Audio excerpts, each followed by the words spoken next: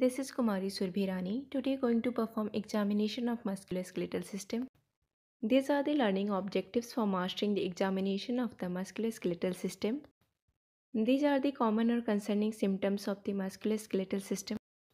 Tips for assessing joint pain. Always ask the patient to point to the pain. After introducing myself, I confirm patient details, then explain procedure and gain consent of my patient. With patient health history in mind, prepared for the examination with good hand hygiene. Begin with the shoulder examination. Begin by inspecting the shoulder and shoulder girdle anteriorly. Inspect the scapula and related muscles posteriorly. During inspection, note any swelling, deformity, muscle atrophy, or fine tremors of the muscles. Palpate for tenderness at the sternoclavicular joint, tracing the clavicle laterally with fingers from behind. Follow the bony spine of the scapula, palpate the acromyoclavicular joint, and from there down to the coracoid process of the scapula. Palpate the greater tubercle and the biceps tendon in the intertubercular groove, checking for tenderness. Lift the humerus posteriorly so you can palpate over the subacromial bursa and subdeltoid bursa and underlying palpable sits muscles. To evaluate the range of motion of the shoulders, ask patient to perform 6 motions of the shoulder girdle. This include flexion where the patient raises arms in front and overhead, extension where patient moves arms behind, abduction, raising arms out to the side and overhead, adduction, crossing arm in front of body, internal rotation, placing a hand behind back to touch shoulder blade, and external rotation, rotating an arm toward the ceiling from shoulder level. If suspect a problem, keep hand over the patient's shoulder and feel for crepitus as the patient repeats the movements. Perform some maneuvers also with patient for the examination of the shoulder to test specific motions and structures. Crossover test. To conduct the test, elevate the arm to 90 degrees of flexion, then at maximum horizontal adduction. Apply scratch test. To conduct the test, patient will try to bring the hands together on the back, while one hand comes from above and one from below. Repeat the movement with switched arms to check differences. Knee test. To conduct the test, stand behind the patient and use one hand to stabilize the patient's scapula, then bring the arm into maximal passive shoulder flexion. Hawkins-Kennedy test. To conduct it, patient in sitting position with the affected arm in 90 degrees of shoulder flexion and the elbow flexed to 90 degrees, then fix the scapula with one hand and hold onto the patient's elbow with other hand and add passive internal rotation to the glenohumeral joint. Drop arm test. The test, patient should be in standing or sitting position and bring the affected arm into 90 degree of abduction and external rotation passively. Ask patient to hold this position and release your supporting hand. Empty can test. The arms of the patient are elevated to 90 degree in the scapular plane. Arms are fully internally rotated. Thumbs point towards the floor. Patient then instructed to resist downward pressure applied by the examiner. Now wrist and hand examination. These are some tests which we need to perform. Observe the position of the hands in motion to see if movements are smooth and natural. When fingers are relaxed, they should be slightly flexed. Inspect patient's wrist and hands, noting any swelling over the joints as well as any deformities or angulation. Observe the contours of the palm, namely the thenar and hypothenar eminences is not any thickening of the tendons or fingers. Palpate the distal radius and ulna on the lateral and medial surfaces of the wrist. Palpate the radial styloid bone and anatomical snuff box. Palpate over the 8 carpal bones and then each metacarpal phalangeal joint. Compress MCP joint by squeezing hand. Note any tenderness, swelling, or bulginess. Palpate medial and lateral aspects of each of the proximal interphalangeal joints, bony nodules at PIP joints. These are common in osteoarthritis. Using same technique, examine the DIP joints.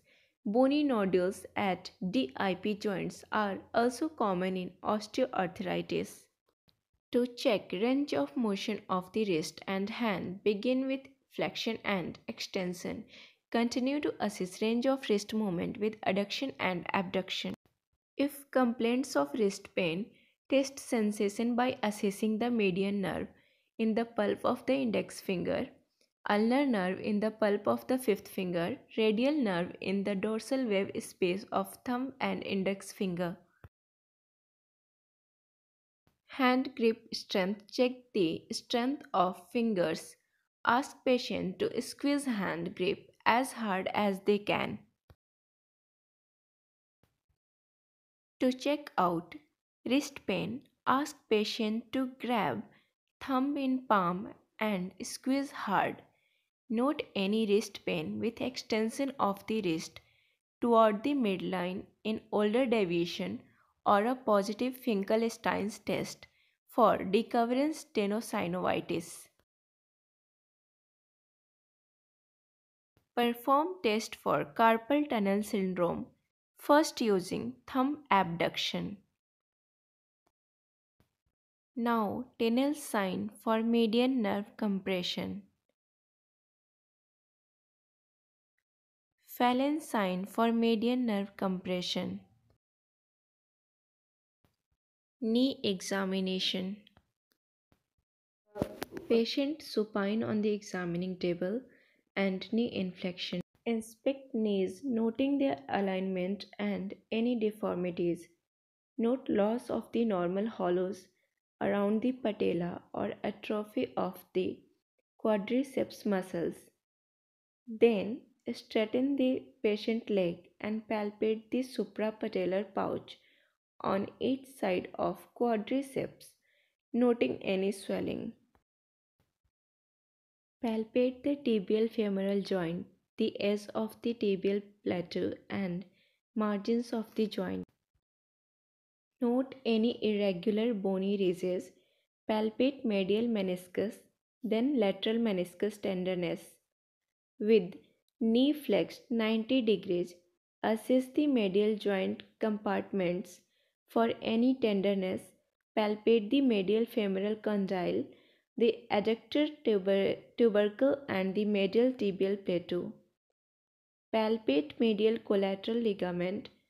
Assess lateral joint compartment and palpate lateral femoral condyle. Assess the range of motion of flexion and extension. Check internal and external rotation of the knee, leg toward the midline and away from the midline. Effusion bulge sign. Supine with the knee extended and muscles relaxed, sweeps the medial recess of the knee joint upward such that any fluid is displaced from the medial side. Sweeps hand from the suprapatellar pouch laterally and downward over the lateral recess of knee joint to push fluid back into the medial side.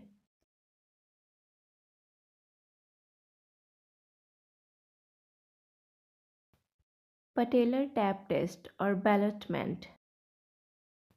Patient in supine lying position with fully extended leg. Then stroke downwards just until you reach the suprapatellar pouch and press downwards. With other hand, same movement and stop just below the apex of the patella. While applying downward pressure, take one finger and press onto the patella and see whether it's floating. McMurray test. In supine position with the tested knee fully flexed, then rotate tibia medially and bring the knee into extension. Repeat this process with a different angle of knee flexion in order to test lateral meniscus. To test medial meniscus, bring the knee into full flexion and laterally rotate the tibia.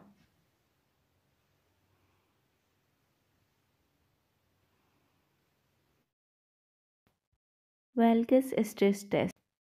Hold the knee in full extension, secure the ankle with one hand, place the other hand around the knee so that the thinner is against the fibular head, then push medially against the knee and laterally against the ankle. Varus stress test. With legs fully extended, instruct patient to relax as much as possible. Grab onto the lower leg with one hand just above the ankle joint and fix it with the other hands on the medial side of the femur. Apply lateral rotation in knee joint and passive adduction in knee joint to put stress on lateral collateral ligament. Anterior drawer test. Patient's hip to 45 degree and patient's knee to 90 degree of flexion. Palpate the joint line with your thumbs and try to move tibia anteriorly in an explosive movement.